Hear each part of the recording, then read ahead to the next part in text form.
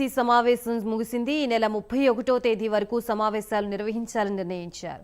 అయితే సమావేశాల సమయం పొడిగించాలని ప్రతిపక్షాలు కోరాయి. అవసరమైతే 31న మరోసారి బీఏసీ సమావేశం నిర్వహించే అవకాశం ఉంది. బీఏసీ సమావేశంలో CM Revanth Reddy, deputy CM బట్టి విక్రమార్క, శాసనసభ వ్యవహారాల శాఖ మంత్రి శ్రీధర్ బాబు, మంత్రి పొన్నం ప్రభాకర్, ప్రభుత్వ విప్ బీర్లా ఐలయ్య పాల్గొనున్నారు. బీఆర్ఎస్ ప్రతినిధిగా హరీష్ రావు, వేముల ప్రశాంత్ రెడ్డి, బీజేపీ ప్రతినిధిగా ఎల్పీ నేత Maheshwar Reddy, MIM MLA Mohammed Balala, CPI నుంచి ఎమ్మెల్యే కూనంనేని సాంబశివరావు హాజరయ్యారు.